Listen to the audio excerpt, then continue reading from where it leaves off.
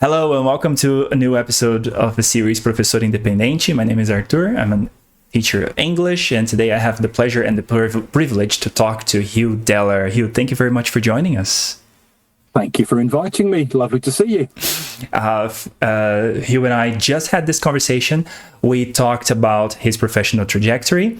We talked about some of his go-to strategies, like his must strategies that he uses in his classes, pedagogical strategies. And we also had a very fruitful, very interesting conversation about language awareness. Stay here for what's to come. All right. So why don't you start telling us a bit of your professional trajectory? Where did you come from? Where are you now? How long have you got? So I guess possibly like a lot of native speaker teachers, so-called, my entry into English language teaching was kind of accidental, to be honest. I never set out to become a teacher. I never really liked most teachers when I was at school.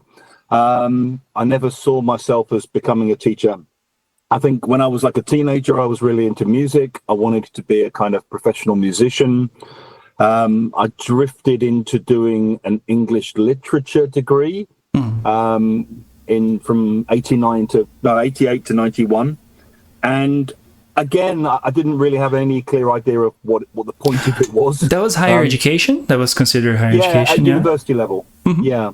So I went to Goldsmiths College in University of London.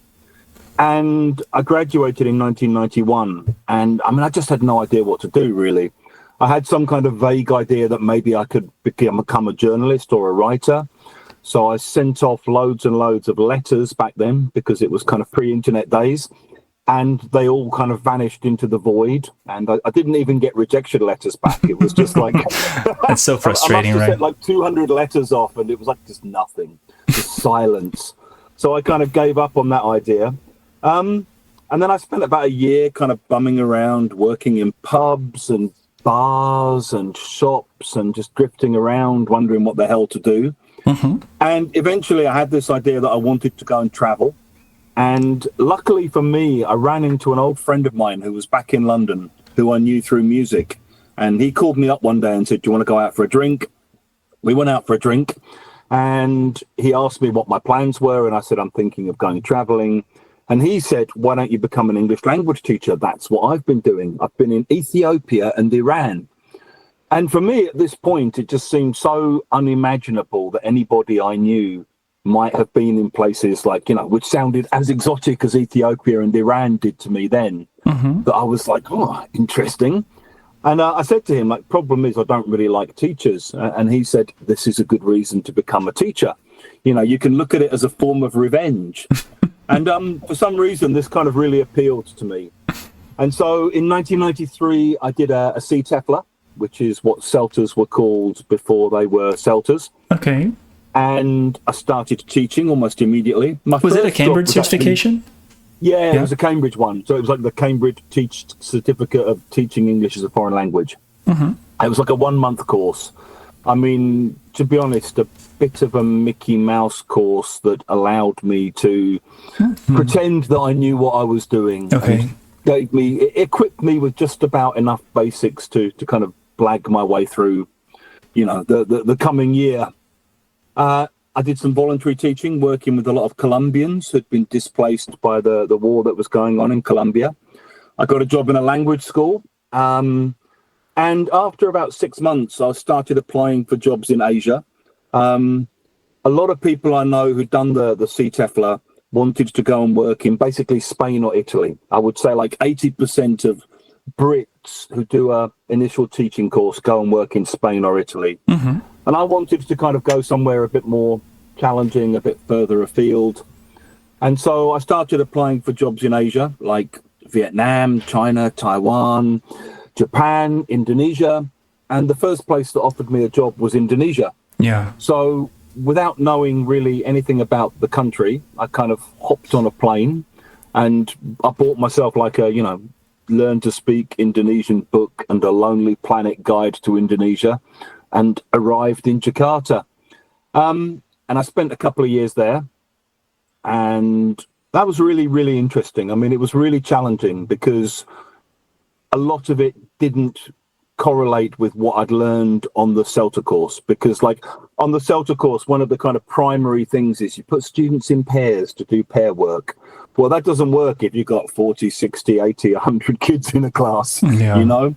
And there were a lot of kind of techniques that were, I mean, everyone shared the same first language. So on the CELTA course, we hadn't talked at all about first language use, or, you know, it was like pretend first language doesn't exist. Yeah. You know, and that was really interesting because it forced me to kind of rethink a lot of the orthodoxy that I'd been trained with.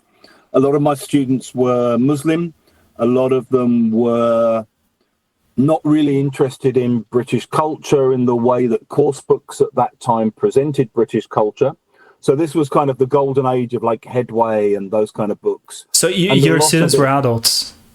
Yeah, mostly adults. I taught kids and teenagers as well, but you know, if I could, I preferred doing the adult classes because it was less kind of crowd control. And yeah, I mean, Headway was still pushing this kind of like British Tourist Board vision of the UK, and a lot of my students were like, "Why do we have to be interested in this? We just want to learn the language." So that was interesting for me as well, and it was also interesting, I guess, just thinking about what the course books didn't have in them. And I started kind of feeling that there were two things that didn't have in them enough. One was a kind of nuanced view of culture. So a lot of the time, the kind of vision of British culture that the course books had was not the England I grew up in. You know, it was like, it was kind of cheese rolling festivals in the west of England and the royal family and all this kind of thing. This thing we see like in books and in movies and stuff, but not exactly. Yeah, and kind of like a very particular southern white middle class kind of vision of England, you know. And it didn't have accent diversity. It didn't have anything bad ever happening in the UK. Everyone was white. You know, it was a very kind of sanitized view of what England was. So I started to think, well, yeah, students need to know, if we're going to do England, let's at least have a bigger picture of England. And I also started to I was learning Indonesian at the time, and I was picking it up on the streets and kind of teaching myself and studying at home and stuff. And I got quite good. Within about a year, I was able to kind of go on holiday. I could speak Indonesian all day. And I started to think about what I was doing that made me learn quicker than my students were learning. And I realized a lot of what I was doing was I wasn't learning stuff I didn't need, basically. I was learning what I needed. I was learning just enough grammar, just enough vocabulary, and then I was practicing it all the time. And a lot of what my students were doing was learning things they were never going to need. They were spending a lot of time stressing about grammar forms, grammar meanings, learning grammar sentences that were kind of basically useless, and not having enough repetition, not having enough practice, not having enough revision, and all of those kind of things. So all of this was sort of tinkling away in my brain. I came back to the UK. I did Delta. Sort of 1996, I did my Delta and did very well on that. And almost immediately, like an idiot, I decided I should then do an MA TESOL. I think I was sort of feeling like, okay, let's just get it all out the way. Let's just do all the qualifications at once. Let's knock them out all at once and get rid of all the possible certifications I can. Let's get the next one. Yeah. But what level certification is that? Is that like a level above the Delta? No, I mean officially no. It's interesting you ask that because it's a grade 8 sort of qualification here in the UK. Okay. But the Delta is also a grade 8 qualification. The problem is, like, if you've got a university job, they recognise MAs, but they don't recognise Deltas. Okay. Which is crazy because they're the same grade qualification. Yeah, it's an MA. Officially. Okay, yeah. I'm sorry, I didn't get that. It was an MA. Yeah, sorry, an MA. So yeah, I did my master's degree in TESOL, teaching English as a second language. And I did that part-time over 4 years. And by the end of it, I was so sick of studying, and I was just so kind of, I've spent 6 years now just studying, and I was teaching all the time as well. So, I mean, initially I was teaching 30 hours a week and then doing my Delta. And, I was just exhausted all the time. But at this point, you were not teaching in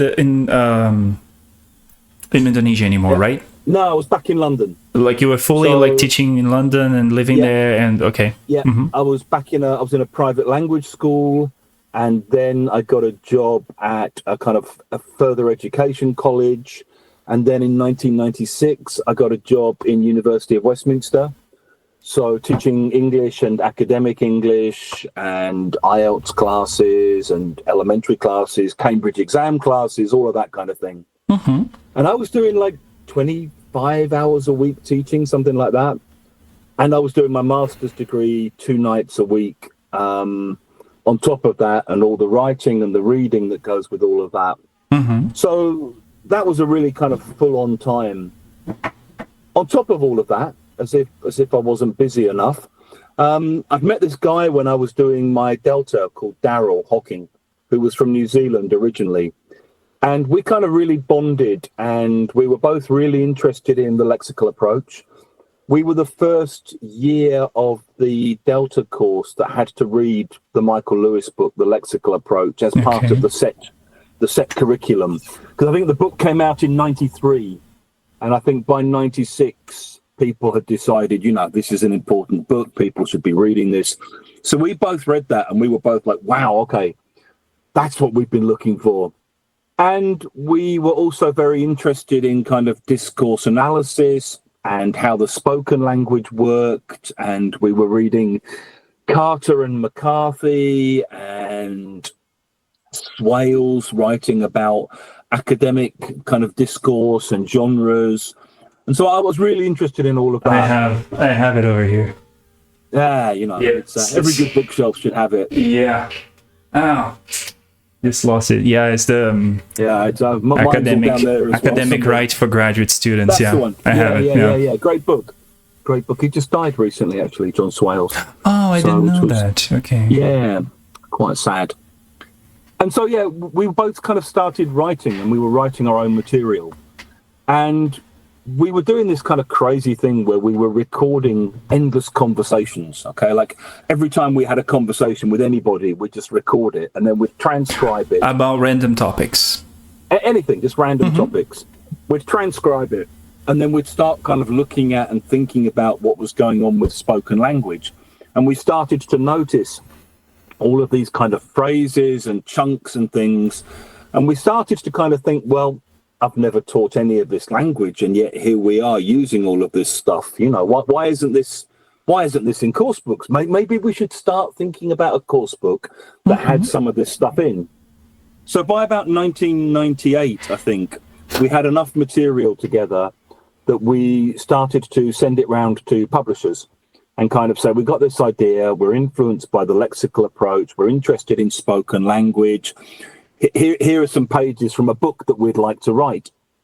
And we got phone calls, first of all, from Oxford University Press. Okay. And we went up there for an interview.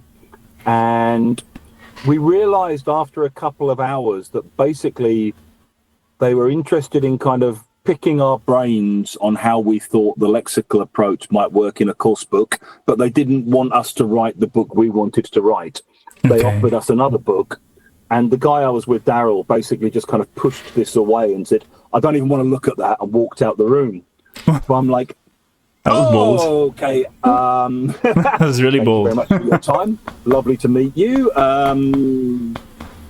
Take care, and maybe see you again sometime. Goodbye. And we had a long sort of talk on the train going home from Oxford about, what the hell, man? And he was like, I don't want to write more of their books. I want to write our book. And I was like, well, we might not get the chance. And then about 2 weeks later, I got a phone call from Michael Lewis, who wrote The Lexical Approach. And he basically said, thank you for your manuscript. Very interesting. You don't know how to write books yet, but I'll help you do that if you'd like to work with a smaller publisher. And so we immediately sort of went, yes, we're interested. We went down. It was kind of like turning down a really big record label and signing for a little independent label just because you thought they'd give you more freedom. Do you know what I mean? Okay. Yeah. And yeah. We had a lot more freedom with Michael and Jimmy. I mean, we sold a hell of a lot less copies. And they were willing to like help you with the publishing? Yeah, so it was the first book we ever wrote was called Innovations, and initially we just did one book, which was a kind of intermediate / upper intermediate book, and it came out on Language Teaching Publications, which was their publishing house. Okay. And Michael and his business partner Jimmy kind of mentored us and edited us and suggested ideas and kind of guided the whole process. And I think we both learned a hell of a lot from working with them. And the book came out, and it came out the same year I finished my master's degree. So when I finished my master's degree, I had to kind of make this choice about, do I go down the academic road and try and do a PhD and write academic books? Or do I go down the commercial publishing route? That looks much more fun and interesting. Let's go down that road. Let me just ask you something first. The Innovations book you mentioned, would it be considered like a course book? Yeah, it was a course book. It was a course book? Yeah. I'm trying to... It had this guy. Where is it? Yeah, it's buried somewhere in the depths of a... There you go, look, a museum piece. But that's the first one we did. It came out in 2000. Nice. And I mean, what was interesting is even here on the front, okay, it's got just like a list of chunks, and it's things like, it's really, really interesting. Well, it's different. I'll give you that. I really like this sort of thing. It's brand new. What do you do for a living? As little as possible. I know what you mean. I'm not. That's on the cover, right? It's on the cover. So right from the off, it's like, yeah, this is kind of what we're doing. You couldn't be more clear with your intention of like addressing it in a lexified way, right? Like, yeah. And because we didn't have much of a budget, so a lot of the photos were photos that Jimmy had taken around Brighton, or that friends of his had taken. So we ended up with things like this, like a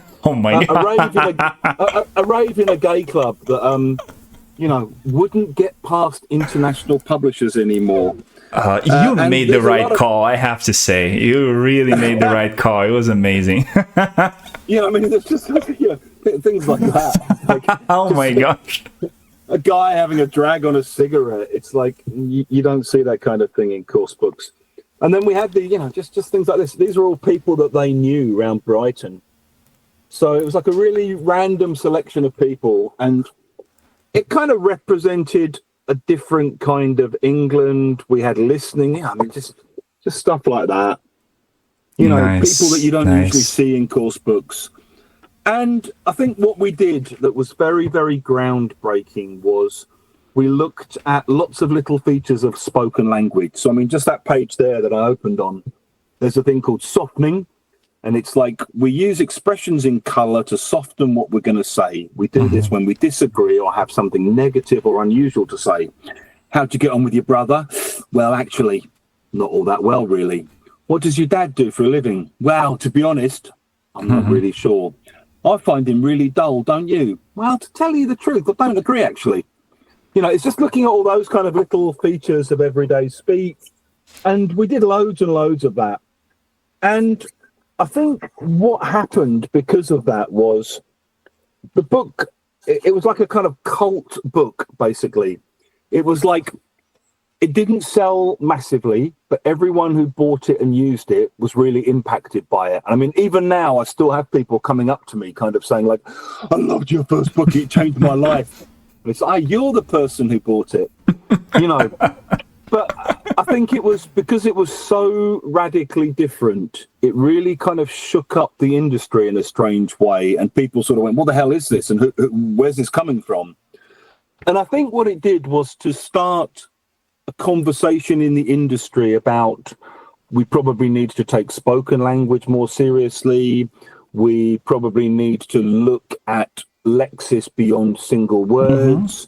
We probably need to think a bit more about more interactional, normal, everyday kind of conversations. Because, I mean, one of the things that I think used to happen in course books, or didn't used to happen, was you didn't really used to have many just normal conversations.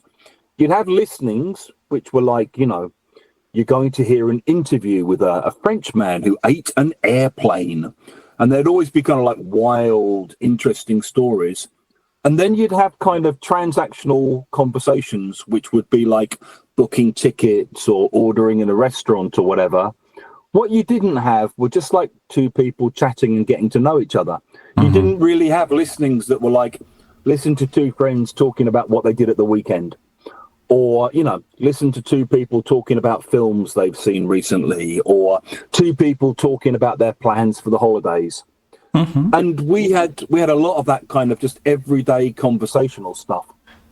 And if I may add, not only as important as it is for students to use those expressions, it's even more interesting for them to recognize these expressions when it is used with them, right? So they recognize what is the softening bit of what they're listening to, and what's like the main bit of what they have to pay attention to. So exactly. And I mean, in a way, this connects to what we'll talk about later, which is that whole thing about language awareness. And it's like, up to a point, you can only become aware of what people help you become aware of.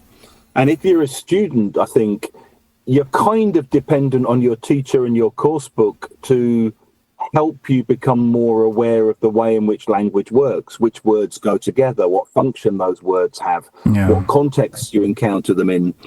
I guess for me, one of the things I think about when I'm teaching is helping students to have a better sense of,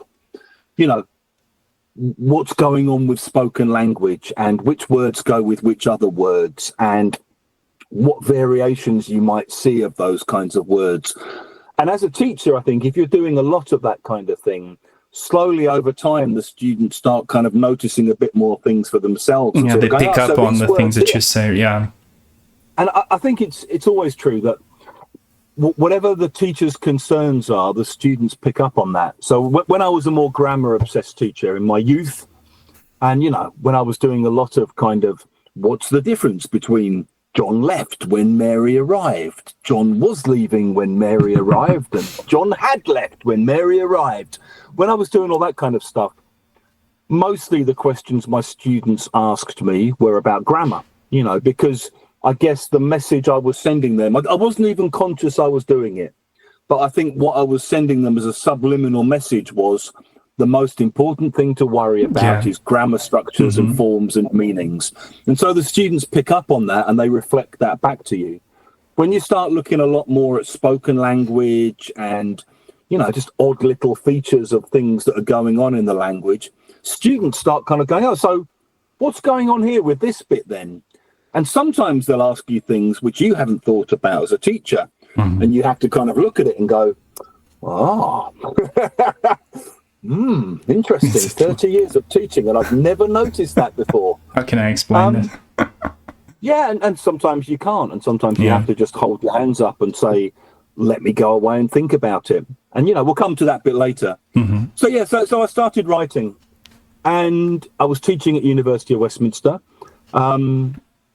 What then happened was language teaching publications sold up to a big American company. So Michael Lewis and Jimmy Hill basically took the money and retired. And they sold on all of their books to, what was it at the time, like Heinley Thompson Learning, I think. I can't even remember. They've had so many names. It was Heinley Thompson Learning, something like that. And they took on us as writers and they said, okay, we'd like to develop this book Innovations into a 5-level series. So we were like, okay, great. So we then wrote 5 levels from elementary to advanced. We reworked that book you just saw and we did like a specific intermediate book and a specific upper intermediate book. And I think looking back at it now, both the elementary book and the advanced book have stuff in it which we will never, ever, ever be able to publish again because the publishing industry has changed a lot. And I mean, there's a whole section in the advanced book on religion, just talking about, so are you religious at all? People talking about their religion, language connected to different kinds of faiths. It's something you never see in course books anymore, right? And it's crazy because we taught all those lessons ourselves when we were writing them, and actually most of the time, people were just curious about each other, and they'd say, "What religion are you?" And you might kind of say, "Well, I was brought up Catholic, but I don't really practice. What about you?" "Well, I'm kind of Muslim, and right, do you celebrate at all?" "Well, sometimes, and people would have these conversations and find common ground.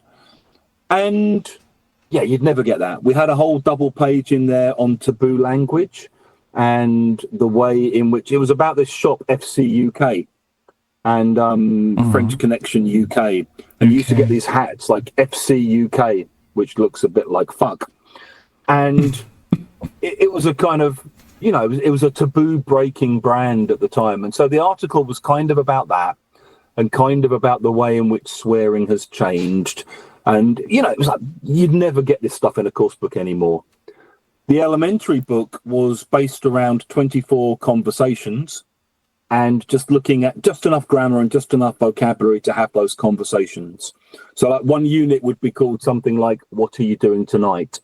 Another unit would be, "What are you doing this weekend?" Another unit might be, "What are you doing over the holidays?" And there'd be a lot of recycling and revisiting of things, and each 4-page unit would help you have a conversation. And again, I think very, very hard to get that out into the market anymore. The market's become more conservative. So after all of that, I was working as a CELTA teacher as well, CELTA trainer at University of Westminster. I started teaching on the MAT Sol at University of Westminster, so I was working with MA students there. I was still doing some academic English, I was still doing lots of general English, and I was writing. And so for about 10 years, I guess, we had this great life where we'd get sent off to go and talk at conferences. I'd take time off work and go to Poland or Brazil or Argentina or whatever, come back, and I had a steady job. And it was really, really good. And yeah, that was a really kind of, I guess, fruitful time for me. After we finished Innovations, the American publishers said, "Have you got any other ideas?" And we were like, "Well, do you want to do a second edition of Innovations?" "No." "Okay, all right, we've got another idea." And we were able to pitch this idea to them for a kind of more commercial version that sort of blended what teachers were more used to with what we'd been trying to do. And that became the Outcomes series. And I mean, we've now done 3 editions of Outcomes. Like it very much, by the way. Thank you. And it's doing pretty well in Brazil at the moment, which is nice to see. Finally. It's taken a while to kind of build up some traction in Brazil, but I think it's getting there. Really? And so, yeah, we've been doing that. And then in the middle of all of that, we did a few other bits and pieces. We did a methodology book called Teaching Lexically. We did a couple of things with Pearson called Roadmap. We did a high school level book with Nat Geo called Perspectives. We've done a couple of these little kind of things. There's one called Your Top 50 English Questions Answered. There's also another one called Grammar Nonsense and What to Do About It. And then the other thing that happened to us both was Daryl went back to New Zealand, and I ended up writing with a guy I met at University of Westminster called Andrew Walkley. Yeah. And so once Daryl went back to New Zealand in about 2001, me and Andy became a kind of writing partnership. And so all of the other books after that very first book were basically me and Andrew. And we were all made redundant from University of Westminster in 2014, so 11 years ago now. They basically kind of cleared out our department and replaced us with kids on 0 hours contracts. I don't know if you're familiar with this concept of 0 hours. I am, but if you would like to explain what it is. Yeah, I mean, it's basically, you try explaining this to a 17-year-old or an 18-year-old who's going into the world of work, and you try and tell them, like, so you got these things now called 0 hours contracts. How does that work? Well, the way it works is the company promises you a minimum of 0 hours each week. So they're promising you nothing. It's just ridiculous, yeah. Mm-hmm. Yeah. And, usually it doesn't work like that. Usually you get 18 hours a week, or you're on the... Yeah. Lots of people were getting fired and rehired on reduced terms and conditions. Mm-hmm. And my department, they kept 2 people who weren't in the union. The rest of us were all union members, and they got rid of us all. So they basically replaced us with younger, cheaper, less experienced workers who weren't in unions and were easy to screw over. Okay. And so we were made redundant, and there was a kind of brief panic where we were thinking, like, what the hell do we do now? But for me and Andrew, we had the books to kind of fall back on. And at that time, in terms of like what you were doing, in terms of like will occupy your routine, was that like most of it? It was a good chunk of income. So it was enough income to kind of feel like we'll be okay for a year or two just on the books. Okay. And, maybe after that we might have to do something else. I was still working like 4 days a week at Westminster and writing the rest of the time. But I mean, to be honest, I was writing like 5 o'clock in the morning until 7 o'clock in the morning. I was writing in the evenings until midnight. I was writing weekends. I was writing on my day off. You're just writing all the time. It was a very kind of intense period, I guess. When we got made redundant, one of the stupid things we did was we tried to run a physical school in London. A friend of a friend put us in touch with this guy who had a building in central London near the British Museum. Okay. And like a pair of idiots, we paid the rent for a year on this building, which was basically all of our redundancy money that we'd got from Westminster. You paid in advance? Yeah. Oh. I'm glad you're wiser than we were and sound surprised. And basically, we found that 2 people couldn't run a language school because it was like we were trying to promote it, we were trying to get students, we were trying to teach people who came through the door. It was just, we were completely out of our depth, basically. And after about a year of doing that, we realised, if we didn't stop, we'd lose our houses, kind of thing. So we knocked that on the head. We just kind of cut our losses and walked away from it, licking our wounds. But what we did realise from that was there was a market for us to do a summer school for teachers. So the next year, I think it was about 2017 maybe, we set up a kind of 2-week summer school for teachers, like a teaching lexically in London kind of course. Okay. And we started working with overseas teachers. At that point, a lot of teachers were coming from places we'd spent a lot of time going to. So we had teachers coming from Russia, from Ukraine, from Poland, from Czech Republic, and then a few teachers from like Spain, sometimes from Brazil, Turkey a couple of times. And then the next couple of years, we kind of expanded the summer school. And by 2018, 2019, we were running this like 6-week summer school in London. And this was like a good chunk of our earnings. And then COVID happened, and then we couldn't do that anymore. So at that point, we were kind of like, what do we do now? Oh, yeah, all of that was face-to-face, right? Like all of that was... That was all face-to-face in the summer. And so it was like 60% of our income was from course books, 40% was from summer school. So we were doing okay, we were surviving.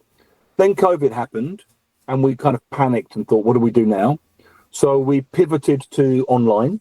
And we started doing online language classes and generally working with very, very advanced people, a lot of whom were teachers of English. I mean, the great thing about working with teachers of English is they never want to stop learning because, they always feel like, well, as there always is, there's always more to learn if you want to learn it. And then we went back to doing the summer school, but much smaller. The full-scale war, Russia's invasion of Ukraine started. Yeah. So that massively impacted what we were doing. Basically became almost impossible to put... Well, I lost a lot of people I used to know in Russia. Yeah, and you talked a lot about this when it was like, I would say at its peak, but I don't know if there's ever been like a peak of it, but you talked a lot about it in your social media, right? Yeah. Yeah, I'm still doing it. I mean, on my Instagram, I'm still doing lives every month with Ukrainian teachers. Yeah. And I've been in Ukraine 3 times since the start of the full-scale war. And, I won't be going. I'm on an official list in Russia, so I, won't be going. Even if I wanted to, I couldn't get in. Well, I'm sure I could get in, but I might not get out.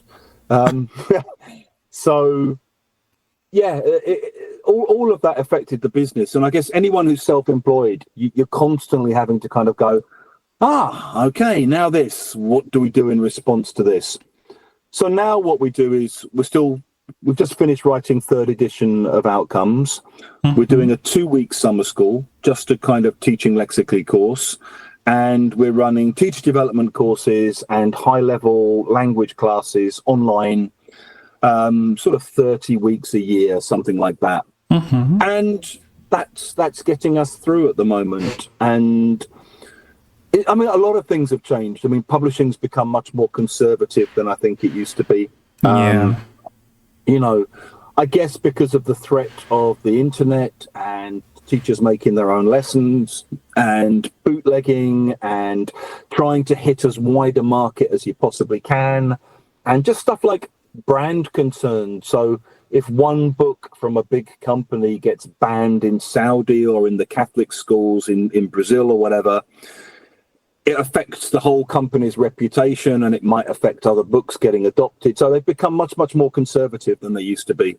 Yeah. I think 30 years ago, it was like, this book can go into this market and this book can go here. Now it's much more like, we're only going to have 5 or 6 books and they have to be able to be sold everywhere. So I think some good things have happened from publishing.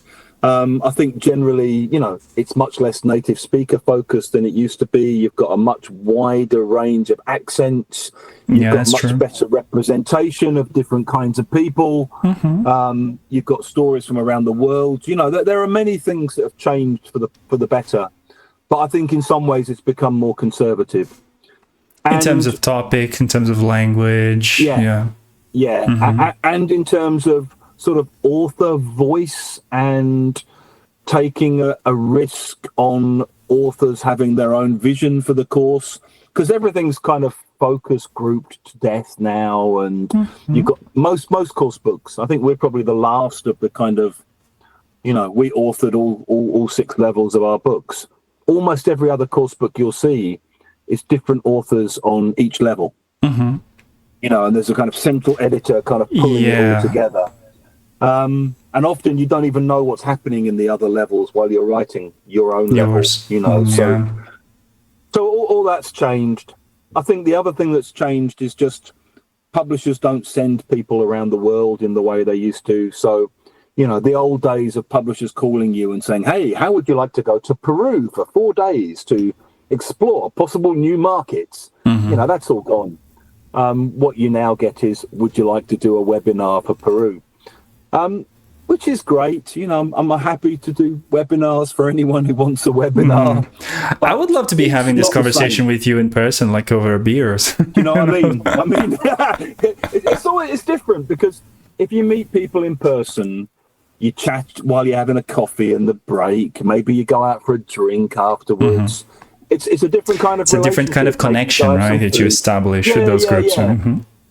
And it's much more of a human connection. But I understand that, that world has probably gone forever now, and that's fine. I had a great time and met some amazing people and saw some amazing places, and I feel very privileged that I was able to do that. Mm-hmm. I would never have expected that was going to happen to me when I drifted into language teaching back in 1993. So, that's basically a very I must say that you've done a great job adapting to this new reality, because I think you manage very well your social media. You have a very active Instagram account. You have, I don't know if you still have the Lexical Lab group on Facebook. There's always teachers asking questions about language. Still got all of that. Yeah. So, I think you found a very good way of staying relevant, even in this new reality, of social media. I was going to ask you. Oh, sorry. Go ahead.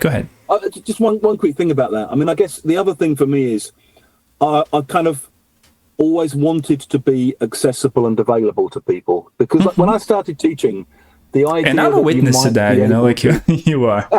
You know, the idea that you might be able to contact the writer of the course book you were using was just insane to me when I was like 25, you know, like John and Liz Saws, who wrote Headway. It's like, how would I even have contacted them at that point? And why would they even have contacted me back? And I think because of social media, you can obviously be contacted by anybody. And I try to always respond to people, and I try to get back to people, and I'm very grateful people are interested in what we're doing. You know, I mean, I can't always help everybody with everything they want help with, but just it's like just giving a little bit back and recognizing that, you know, I mean, in a sense, I'm still just one of everybody watching. I'm still just a teacher. I mean, you know, maybe people watching are sort of, oh, but, you know, you've done this and this and this. Yeah, but I still teach every day. Tomorrow morning, I'm up at 7 o'clock and I'm teaching at 8:30. And I think we have to keep it, right? It doesn't matter how far up we go into the teacher training. And like, I think we have to keep, like, this is something that really keep us grounded, right? Like, it really something that keep us in contact with what's going on and what people are interested in learning and their needs and requirements and stuff. So, yeah. Yeah. And I think in the end, without that, you kind of lose the right to talk to teachers about teaching in the end. Because in the end, if you're not teaching regularly, you're just kind of, I remember back in 1937 when I was teaching, it's like, yeah, that's a long time ago. You know, we're teaching How do you now. make sure that's still relevant, right? Yeah. Yeah, exactly. Exactly. And so, and you know what it's like as well yourself as a teacher, you learn a hell of a lot from your students as well. And you're constantly kind of, you know, you're constantly kept on your toes and challenged and forced to think about things and to recognize that maybe you could have done something better or whatever. What do you usually hear back from your materials? Like, I imagine people reach out to you saying, hey, I like this about this book. I like that. Like, what do people usually point out as the highlights of your books, of your materials? There's two main things we hear. Well, one is from the fans. And one's for the skeptical people. The fans generally really like the fact it teaches a lot of kind of normal, natural, useful language. And a lot of language that they teach in class, and their students then say, oh, I heard that in a Netflix series yesterday. And they kind of go, yes, you know, that's what we want to hear. It's lovely when your students start to notice things that you've taught them, and they actually hear it in the real world outside, and they kind of go, oh, my English classes do actually connect to the wider world of English. It's not just like imaginary stuff that we're learning in a vacuum. I think people like the focus on intensive listening. So particularly in the new series, we've got this thing called Understanding Fast Speech, where we're very influenced by the ideas of Richard Caldwell. Don't know if you know him, but great guy who wrote about he wrote this thing called the garden, the greenhouse, and the jungle. And his idea was, like, a lot of pronunciation in course books is like the garden version, where you hear the words separately. And maybe you hear a greenhouse version, which is a bit more like this, where the words join together, but it's still easy to understand. And then we get outside in the streets, something like this, you can't even understand a thing. And he's like, yeah, really the problem is most people are fine with like the garden version and maybe even the greenhouse version. You need help to kind of be led into the jungle version where it's everything blurs together and there's no space, you know. And so we tried to do a bit of that. People like that. I think people like the kind of quite large lexical content.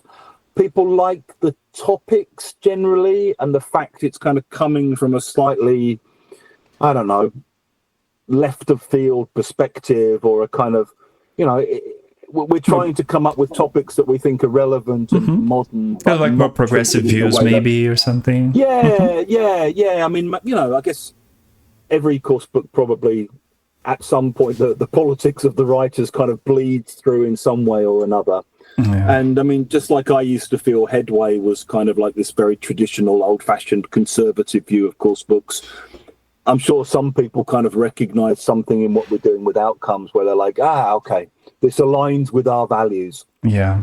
The people that don't like it mainly don't like it because it's not English file. and they're married to English File, and they will forever stay married to English File, and nothing will stop them loving English File. And their main criticism is, why isn't it more like English File? And the answer is, well, because English File does that job already. It's like, if that's what you're looking for, just use English File. Yes, but I've been using it for 30 years. I'd like something different. So maybe try this. Some people, obviously, like, we've had a few comments from kind of more reactionary teachers who kind of think it's too woke or something. Fine, they're probably not going to use it. And I think some teachers maybe feel there's a bit too much language in it, or they worry about the fact that they don't see their students immediately using the language, or not every student remembers everything in the book.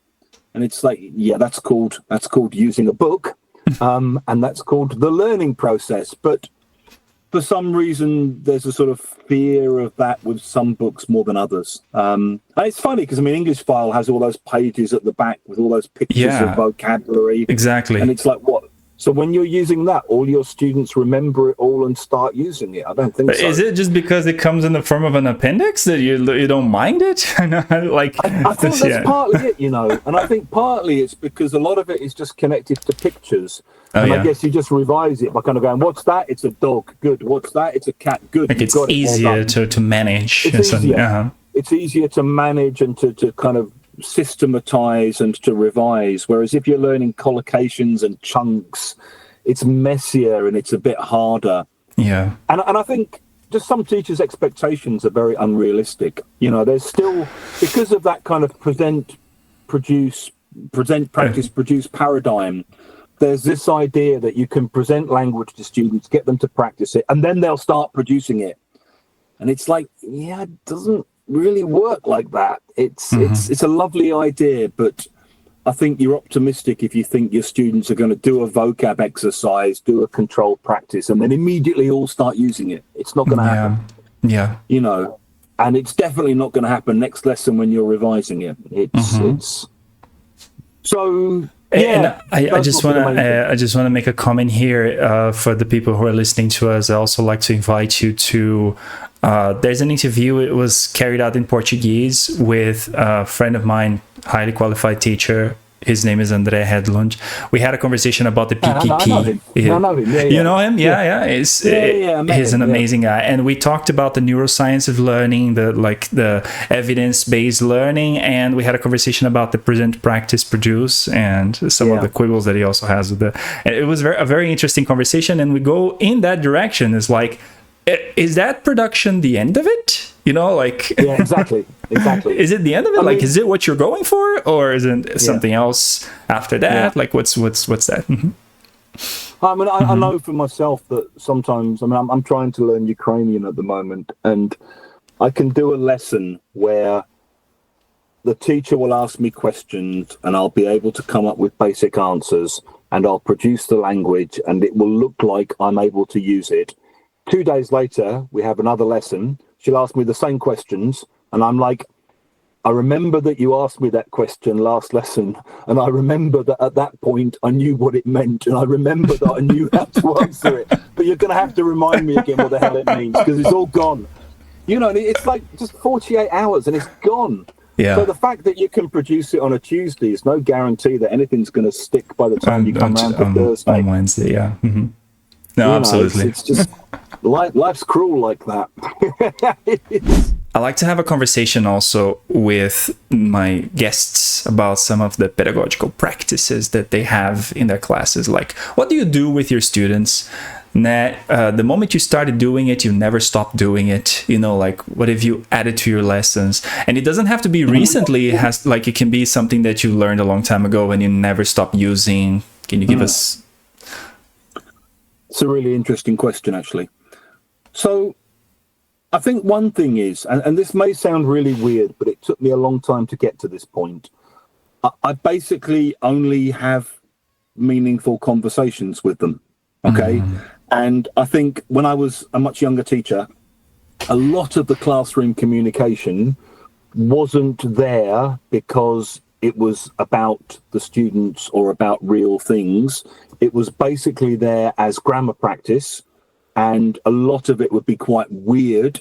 So it would be things like, I'd arrange 20 objects on a table, the students would go out of the room, I'd move them all around, and the students would have to come back in and say, what has been moved?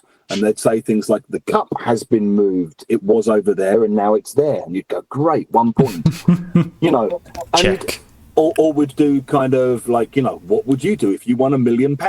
I'd buy a car. Good. What would you do? I'd buy a car as well. Good. What would you do? I'd buy a house and a car. Good. And you'd kind of go around the room thinking like, great, they're using the second conditional. Mm-hmm. And I think the problem that I had was I wasn't really engaging with the students as real human beings. I was kind of engaging with them as producers of substandard grammar that I was there to correct. Because I think that was the way I was trained to think about the language classroom. Mm-hmm. And over time, partly just naturally, just because you kind of fall into it. I think also I've been led to be scared as hell of teacher talking time, right? Like, yeah, we all grew up to... Bad. Don't talk to them. Let them talk. Like there's a buzz and there's someone that's listening to you and clicking the oh, stop talking. Let your students talk. I mean, like, it happens here. Yeah, you've got this internalized, guy telling you to shut up. And if you're having conversations with your students, obviously it's a two-way thing and it involves talking. And, I used to do it in the breaks and I used to try and find out a bit about students. But I think over time, I just got to the point where the vast bulk of what was happening in the classroom was basically real meaningful conversation and actually talking to the students and being interested in them and asking extra questions and kind of going off where we were supposed to be, because it's like, wait a minute, what was that you just said? Seriously? Okay. So I think that's definitely one thing that I can't imagine going back to a world where I do conversations for the sake of a grammar drill. I just can't. Even like low-level students, I basically want to have real meaningful conversations with you. So it might just be something like, have you ever been to England? Okay, and you go, yes. And I go, good, when? And you go, and and we build up the conversation from there. Yeah. And we have it again. But I'm interested in, really, have you actually been to England? Like, tell me the story. Exactly. That's what I'm interested in now. And I think that more closely resembles what happens in these moments, like you mentioned, instead of like grammar conversation, like drills. I don't know if I would even consider that a conversation. It would be much more close to drilling, right? Than having a conversation per se. And I think a lot of that stuff that you do when you're doing PPP lessons is basically a kind of drill, you know, rather than a conversation. And I think the other thing that goes hand in hand with that, two more things maybe, is I've learned to work with what I hear students saying and reformulate it. So if I'm working with absolute low-level students and they're saying things like, have you ever been to England? Yes, I've been. I go to England 5 years before now. And you go, right, okay, so you've been to England. You went there 5 years ago. Wow. Okay, where did you go? I went. Yeah, you went to Cambridge and Oxford. Oh, great. Okay, how long were you there for? I am stay. And kind of working with what they're saying and reformulating it, put it on the board. And I guess it's kind of learning. And at high levels, it's a similar kind of process, but they're not making mistakes, basically. But what I'm doing at high levels is to kind of say... Yeah, do it more efficiently, right, Yeah, do it more efficiently, or kind of go, right, so it wasn't as good as you thought it would be. It didn't live up to your expectations. So it sounds like you're saying it was a bit of a letdown, yeah? And you're kind of like, here's 2 or 3 other ways you can do what you've just been trying to do. And so I guess it's that kind of working from student output and turning it into whole class input. And I think with that comes a way of thinking about board work and thinking about input and thinking about revision, which is always looking at whole sentences, always looking at language in context, not dividing things up into this is grammar, this is vocabulary, but this is the language that you need to try and say the things that you were trying to say. So, I mean, that affects everything I'll do. So in terms of the input they get, in terms of the way I revise, in terms of the Quizlet cards we make. And, you know, I mean, I'm just looking at something here because I'm making a revision sheet for tomorrow. This was stuff that we had from one of our advanced classes. And it was things like, yeah, I'm not bad, but I can struggle when emotions run high. Then I just can't get the words out in English. I can't always articulate clearly what I want to say in an argument. With the benefit of hindsight, I always have the right counter argument. And, you know, it's quite sophisticated, quite high-level stuff. The problem's definitely not grammar for those students. The problem is just all vocab. Lower levels, it's often kind of grammar and vocab together. So it's things like, you know, students will just ask each other, you smoking? No, before smoking, now no. So it just, you know, it's like, yeah. So what you guys are trying to say is, you know, do you smoke? Do you want a cigarette? No, thanks. I used to smoke, but I stopped. Okay. Used to in the past. Now, no, I stopped. And you just give them that. And I guess what I used to do when I was younger, what I used to do was I would panic and kind of go, oh my God, now I need to do a 1 hour lesson on used to. And now I kind of realize, like, you really don't. You really don't. You just need to go, I used to in the past, now, no. And you kind of realize, like, if this stuff is useful or important, it will come up again and again and again and again and again. So if I'm working from what you're saying, you know, like, where do you live? And then you explain, you go, well, I used to live here, but now I live here. You know, it will come up. I used to work in Indonesia. I used to do CELTA courses. It'll just come up because you use it. And I kind of came to realize it's much better for students to meet it repeatedly over time than to do one lesson where all you do is used to, and then you don't see it again for the rest of the And now book. my mission is done, and I don't ever have to talk about this again. And you go into the staff room and you say, well, today we did used to, so maybe tomorrow you to continuous, eh?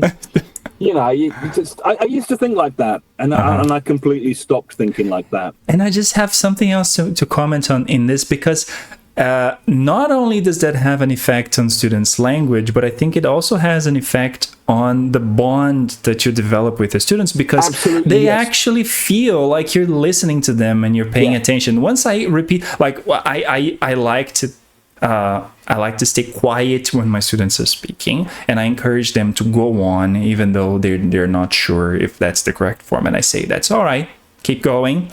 If there's anything you need support with, I'm going to help you at the end of this this conversation.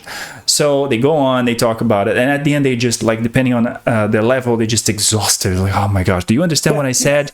And I said, yeah, sure, you said this and this and this and this and this. Like, I'm giving it back to them with my own words, so they're noticing different ways of saying the same thing, and they actually feel, oh, he was paying attention to what I was saying. So that was pretty cool.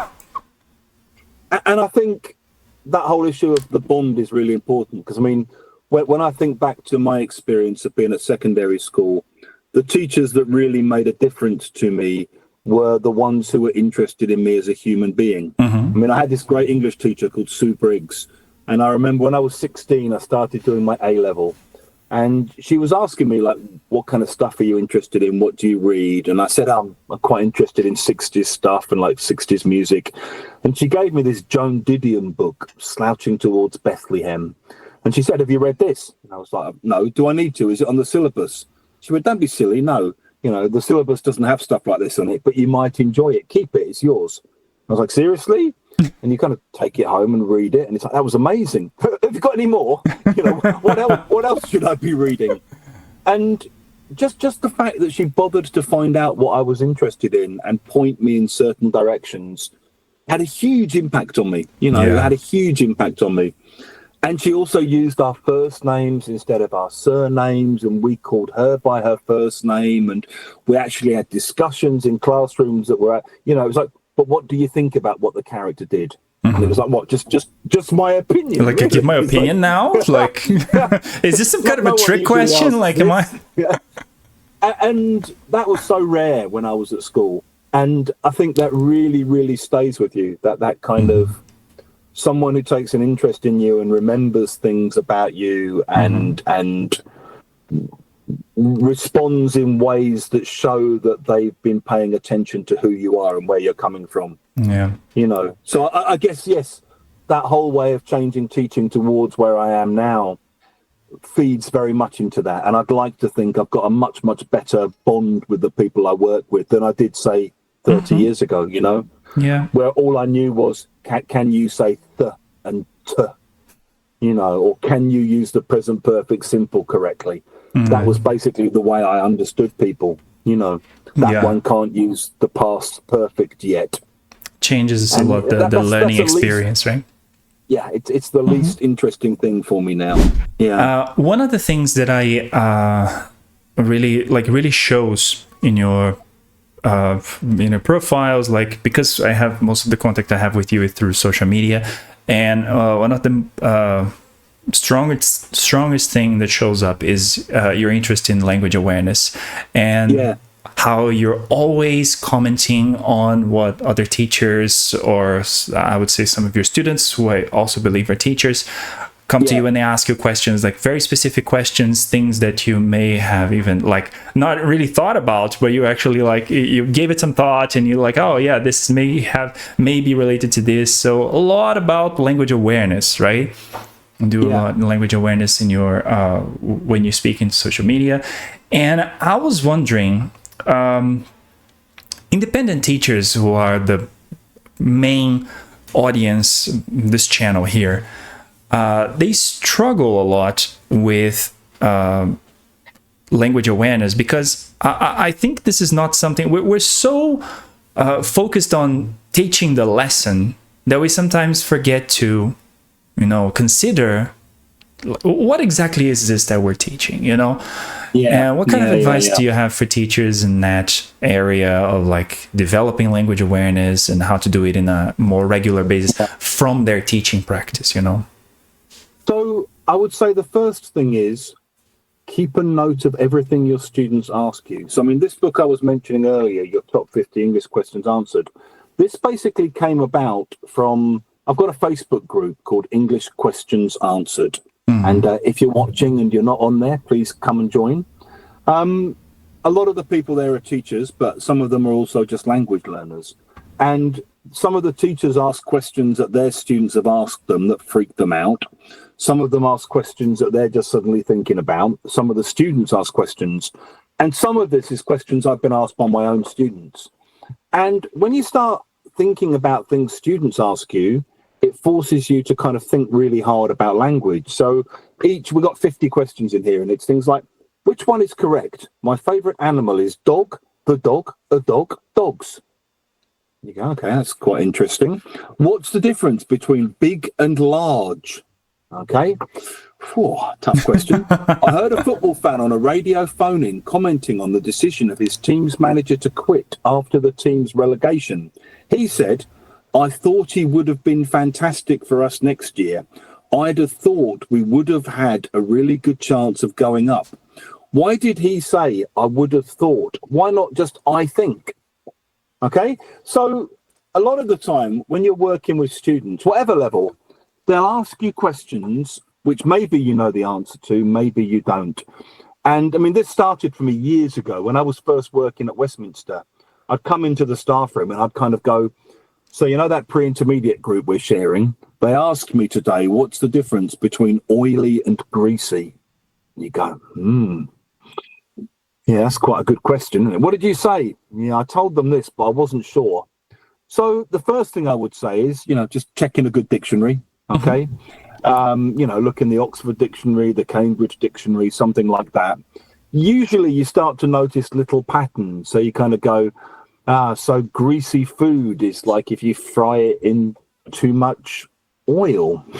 Okay, it's greasy food. And like, you know, English fried breakfasts traditionally are very greasy. Oily food kind of naturally has oil in it, so you get like oily fish or something, like mackerel. Okay, so that's one way I can think about it. You start realizing it's not only about meaning, also about collocation. Also, yes, I mean with things like big and large, I mean a lot of the time it's interchangeable. but then sometimes there are certain chunks or expressions where you kind of go, well, that one works here and that one doesn't.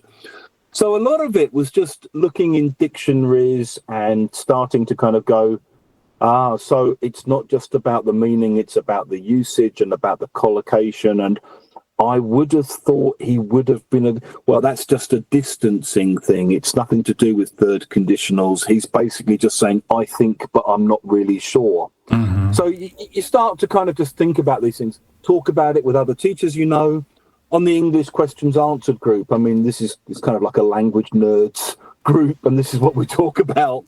There's a lot of why questions there, right? There's yeah. I mean, the why questions is just like, it's just how it is. Why do you say, I don't know, like, I felt like a fish out of water? Why don't you say I felt like a bird out of the sky? Just accept it, okay? just let it be. That's how it is. And then other things I think you can do is you look at corpora. There's a great site called Phrase It, FRAZE.it. Mm-hmm. I'm going to link it in the description to this video. From corpora and stuff. And you look at it and kind of go, that's interesting. So that also works. Oh, okay. The other thing I often do myself is I'll go onto Twitter, X, much as I hate the bloody place and it's become a cesspit since Musk took over. But what it's really good for is if you put things in speech marks like that and you search for it, you get all the examples that are out there on Twitter of how it's used. And I think because of the nature of Twitter, it's very unfiltered and spontaneous and organic and everyday language kind of based. Mm-hmm. And you can just start to flick through things and you kind of go, that's interesting. So it's usually used as an insult, that word. I hadn't thought about that. Say you take a word like cheeky, okay? And you just go on there and look through all the examples of cheeky. Is it more positive or negative? How's it generally used?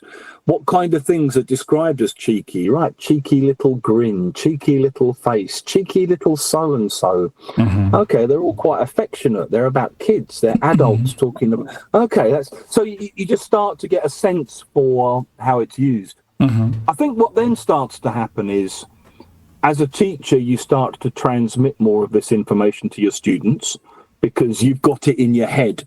So, next time you're asked about oily and greasy, you kind of go, I'm glad you asked me that question. Here's an answer I prepared earlier. And I think the other thing that also happens is it makes you just, that kind of, what's it called? The Bader-Meinhof phenomenon thing. Do you know about that? No, I'm not sure. So it's the one where when someone's pointed something out to you, you suddenly start noticing it everywhere. Yeah. Mm-hmm. Okay. And it can be about anything. So, I mean, my son has this very kind of maths and science oriented brain. And once we were walking down the street and he suddenly pointed at the street and there was a little metal like box on the street. And he said, what's that? And I'm like, I don't know. It's some kind of like water or electricity or something pipe or telephone pipe. What about that one? That's a different shape. I don't know. It's some kind of water. And he starts noticing them all. And he goes, this one must be this and this one must be that. And after he pointed it out, I walk up and down the street every day. I don't even pay attention to this stuff. After he points it out, you start looking at it and kind of going, okay. They're everywhere. God, they're everywhere. And they're all the same. They're all patterned. Yeah. And I think it's often like when someone teaches you an expression or points something out, you suddenly go, God, I heard that on a Netflix thing last night. And then it was in this podcast I was listening to. Mm-hmm. And it's like you may have heard it 100 times before, but you just didn't process it because no one had made you aware of it. Yeah. So I think often what happens is if you've been asked about something like I would have thought, you'll find yourself as a teacher trying to turn off. You're sitting there, you've got a glass of wine in your hand. It's a Sunday afternoon. You're watching TV or you're listening to a podcast or something. And suddenly you hear someone go, well, I would have thought so. And you're like, oh, it's that thing. And I think it's like the more aware of things you become, the more you notice things. And it's a virtuous circle, It's like the being aware of things feeds into the noticing, which feeds into the being aware of things. I mean, I just had an exchange here with one of my students. He's a teacher. He's based in Odessa in Ukraine. And where is it? Yeah, it was a really interesting question. He said, so we bought our car off Craigslist. Why is off used here? Can I also use it with a market or a shop or a store? It's like, no, you buy things off people or from, but you buy things off people. And then he said, I've never actually paid attention to this. I just heard it in a series. These details are often overlooked, even when you're proficient. And then I said, it's funny because you sometimes hear, I got it or I bought it off of a friend. And then I went on Twitter and I found all these examples, which I just shared. Can you move it to the more central in the camera, maybe? Yeah. Yeah. So it's basically like I bought it off of a fan account on Insta. I told him who I bought it off of, and we confronted him together. So it's basically just examples from Twitter. And then he said, wait a minute, though. You can also say I ordered something off the menu, right? Because it's a list. Is that right?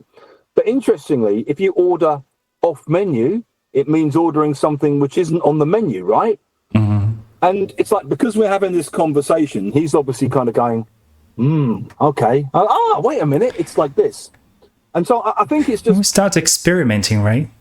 We start experimenting with new sentences. And you start kind of thinking, yeah, wait a minute. I also heard this as well. So I think it is just, the more you think and talk about it, the more it feeds into your ability to think and talk about it. It's the bottom line. And there is no point ever at which any of us ever reach full understanding or full comprehension. And sometimes on the English Questions Answered group, I kind of wade in confidently giving an answer. And then someone else will kind of go, well, actually, where I live, I hear this quite a lot. And you go, where are you? Canada. Oh, okay. Okay. And then you kind to revisit what I thought I knew about it. And it makes you a bit more relaxed about certainty. And I think it's also just accepting ambiguity, accepting diversity, accepting uncertainty, all of which are really important things in language as in life. It's like, it's important just to kind of accept all that stuff. And I think the problem is maybe for some teachers, they want absolute clarity and certainty, and they want everything to be black and white. And it's like, well, it doesn't work like that. It's not, the world isn't like that. Yeah. I think we kind of have to create this habit of looking up things, even though like we've been teaching this for like 10 years. Okay, look it up. Maybe you will find something. Like, I'm a native speaker who's written God knows how many books, and I've been teaching 31 years, and every day I'm still looking stuff up. I'm still kind of going, wait a minute, how's that work again? And I'm still looking in dictionaries for things, even before I'm teaching. So I'm sitting thinking about this language to revise tomorrow morning, and I'm looking things up in dictionaries, and I'm looking at the examples, and I'm kind of cherry picking them, So I'm looking at all the raw data, and I'm kind of thinking, how do I cook that data in the way that's best for the students I'm going to serve it to tomorrow? What works best? What can I take from there that will be most relevant and meaningful for that particular group? But you need some raw ingredients to cook with, And I also have a feeling that it's a lot. It says a lot about the responsibility that we have. There's a lot of expressions and ways of saying things that we have to be concerned about how sensitive they are, especially like racially sensitive or ethnically sensitive. Politically sensitive, and the more we dive into like the origin of these expressions and the use of it and the collocations, like the more sense of responsibility you pass on to your students of saying like, maybe I have to be like, it's not just a simple answer of a meaning like this. It has this meaning and that other meaning. No, it's like, and your students start thinking differently of like, I'm going to ask him a question, and I kind of expect him to go on like the other expressions I can use with it or stuff. I mean, we had a whole conversation in class this week because one of my Ukrainian students was talking about a famous Ukrainian poet called Lesia Ukrainka, and she described her as our most famous poetess. And I was like, well, I don't think I've ever heard anybody say the word poetess before. Like, for me, a poet's a poet, whether they're male or female. Yeah. And we then had this whole discussion about, well, that's because you do these things differently, right? Because for us, we've always had this word poet, which is male. And so recently, because we're trying to, because Ukrainians, like Portuguese, is gendered nouns. Yeah. Right? So the word for poet, even if you're talking about a female poet, has always been a male word. So in Ukrainian, they've started saying, well, she's not a male one of those. And they're making a feminized version of the noun to show there are female people who do these things as well. Whereas in English, what we're doing is reverting much more to kind of gender neutral words. So like actor becomes a default for anyone who acts. Yeah, poet is a default word for anyone who does poetry. Teacher is a default word. You know, it's not like a teacher and a teacheress. Teacheress, So why should it be an actor and an actress? And so we had this whole discussion about how the battle for gender equality plays out in different languages. And it was really interesting. It's like I wasn't planning to talk about that. Yeah, it came up. I didn't know we were going to go there. It just came up. And it really makes you think about things afterwards. And, you know, which ones we have managed to do and which ones are still left. You know, so you still have waiter and waitress, for example. Yeah. You know, there's still a few areas. And so I think all those kind of areas are really interesting. And I also get students just ask things like, you know, is it offensive if I call someone black? And it's like, well, that's a really interesting question. What's the context? You know, well, why do you think you need to specify someone's skin color? It's not offensive per se, but it all depends on the context, you know. And so we have a little talk about what the contexts might be and when you might use it and when you might not and all of that. And I think those kind of conversations are really, really important in class. And again, not everyone's going to give the same answer. You know, I think this is the other thing to think about is with those kinds of things you're talking about, the answers that you give are going to be reflective of your own personal values, your own personal feelings about the relationship between language and power and diversity and sexuality and sexism and all of that stuff. Yeah. And, you know, I don't think there's a neutral way of answering those questions, but I think you have to also maybe make students understand, listen, if you ask someone different, they might tell you something different, but this is my take on it, and this is how I see it. Yeah, important to make it clear that that's probably not a definite answer. I think we have to be humble enough to accept the fact that like we don't have the definite answer to like lots of things, right? A lot of things depend on perspective, depend on, you know, the backgrounds and stuff. Yeah, and your values and your principles. Exercising this muscle. Sometimes it's hard for teachers who've been teaching the same thing for like many years over and over again.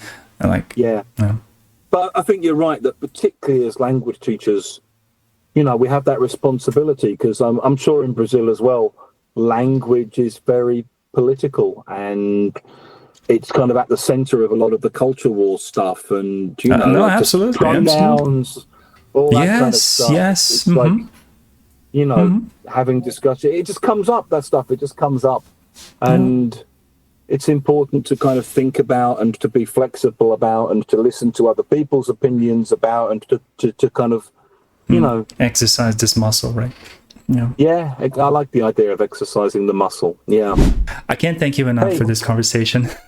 You're welcome. It's really lovely to talk to you again. Yeah. It's absolutely my pleasure, and it's a privilege listening to you. Thank you so very much for, you know, being available and chatting. Thank you. And for you who's listening to us, please stay here for the next weeks.